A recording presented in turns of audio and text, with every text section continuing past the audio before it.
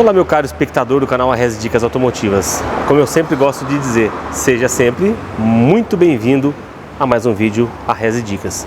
Eu quero falar um pouquinho hoje sobre a maneira como você interpreta um problema que seu carro está apresentando e a maneira como você passa para o profissional que vai fazer essa manutenção. Às vezes, você pode induzir o profissional a um erro que vai te custar dinheiro e que aí você pode muitas vezes achar que aquele profissional que você procurou agiu de má fé, quando na verdade não foi bem assim. Você vai entender o que eu estou querendo dizer. Portanto, fique ligado porque esse é mais um vídeo Arrese Dicas para você.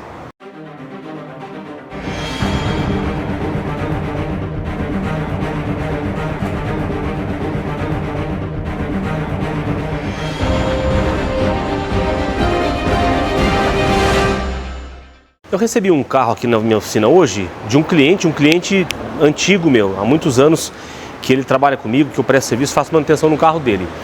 Aí ele chegou e falou assim para mim, ó, Arrese, vou deixar meu carro. Aí meu carro está com problema de motor de partida. Já por dias vem acontecendo que depois que o motor aquece, o motor está bem quente, falta a partida.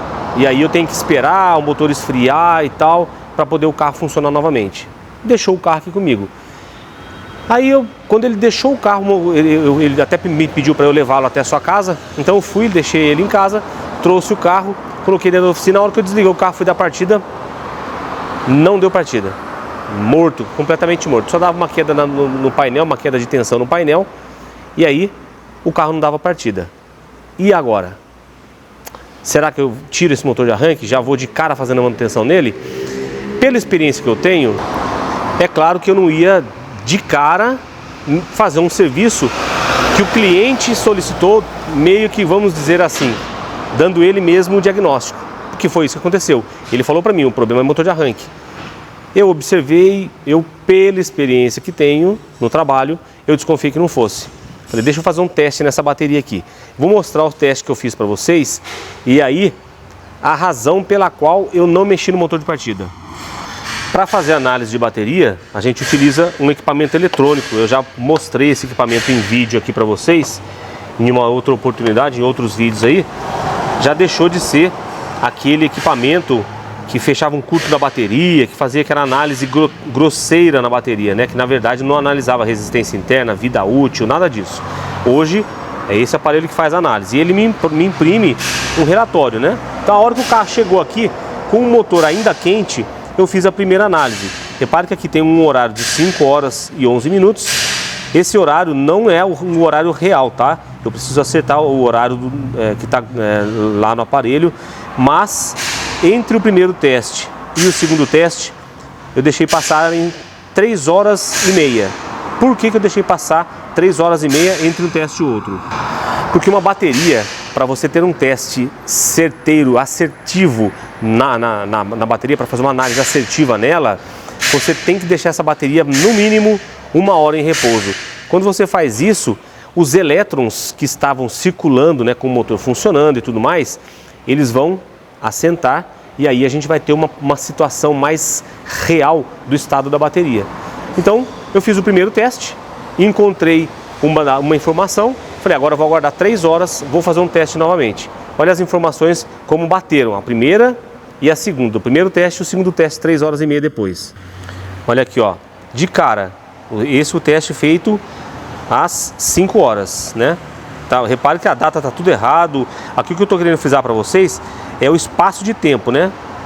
Aqui tá dando 31/10/2002, aqui a mesma coisa, 31/10/2002, porém aqui às 5h11, aqui 8h40, ou seja, uma diferença de 3 horas e meia entre um teste e o outro. No primeiro teste já deu lá de cara, ruim, substitua. Avaliei nela 470 amperes de CCA, que é o que ela tem. Ela está aqui no chão. Se vocês olharem aqui, ó, na descrição da bateria, olha lá, CCA dela, 470 amperes. Então foi o que eu avaliei. Avaliei 470, olha o que eu encontrei. 190 amperes de CCA. E olha a resistência interna, 16,14 miliohms. Essa resistência aqui, a tolerância máxima, entre 6, às vezes 7 miliohms, mas o ideal é até 6 miliohms. Está com 16,14, mais do que o dobro, né? O estado de vida útil dela, 40%. A carga sim, 100%, porque eu fiz o teste quando eu acabei de desligar o motor, então ela me apresentou aqui uma carga de 100%, porém a vida útil apenas 40%. Aí, 3 horas depois, eu vim, às 8h40, e fiz o teste novamente.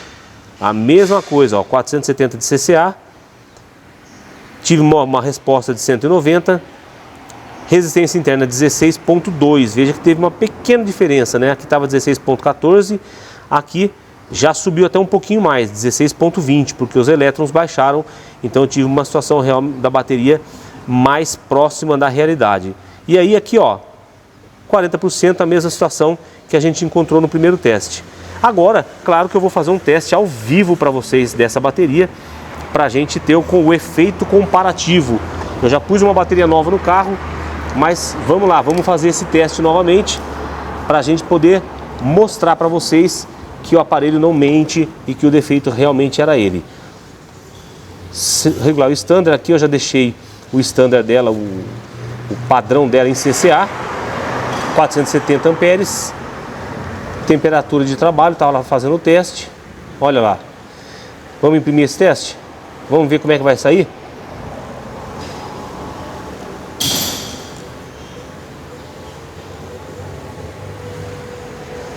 Aí, ó.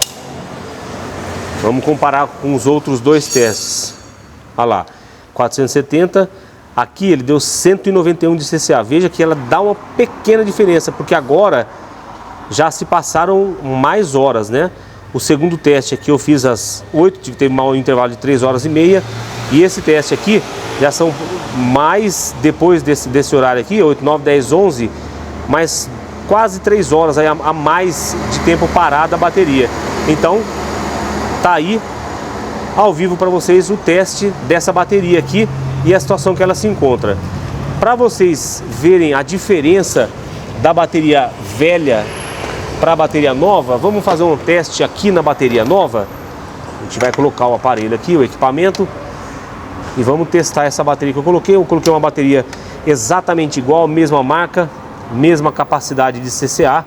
CCA tá ali, vocês podem observar, 470 amperes. Então é a mesma bateria, mesmo em todos os sentidos.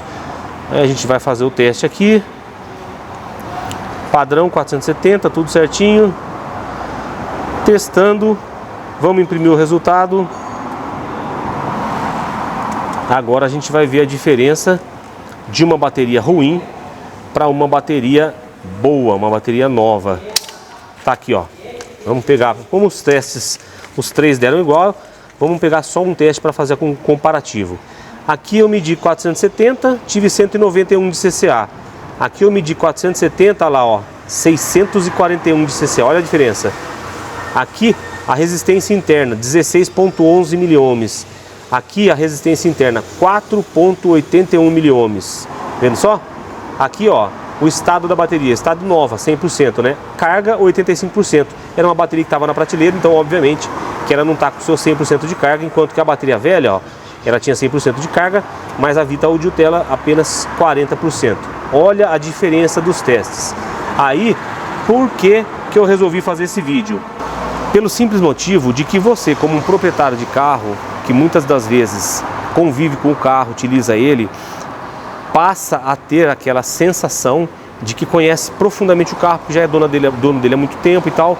Então, quando você leva para o mecânico, às vezes você fala, ó, o problema é tal coisa. Como se você tivesse equipamentos para fazer análise, como se você tivesse conhecimento profundo sobre o assunto. Isso é natural, isso é normal. A gente vai, às vezes, por exemplo, há um tempo atrás uma televisão minha parou de funcionar, e aí eu pesquisei na internet e tal, fui ver algumas coisas lá, falei, eu acho que é fonte de alimentação da TV. Só que eu lá vou falar para o técnico que é fonte, eu só falei o que estava acontecendo, falei, a televisão não liga mais. Aí ele foi, analisou, ele viu que tinha um componente lá queimado, que fazia parte do sistema de alimentação da TV, mas não era a fonte, era ligado à fonte. E aí não teve conserto, que era uma televisão muito antiga, não valia a pena mexer com isso, acabei descartando a televisão. Mas veja como que às vezes você se falar, dependendo da forma como fala, pode induzir um profissional ao erro, um profissional desatento.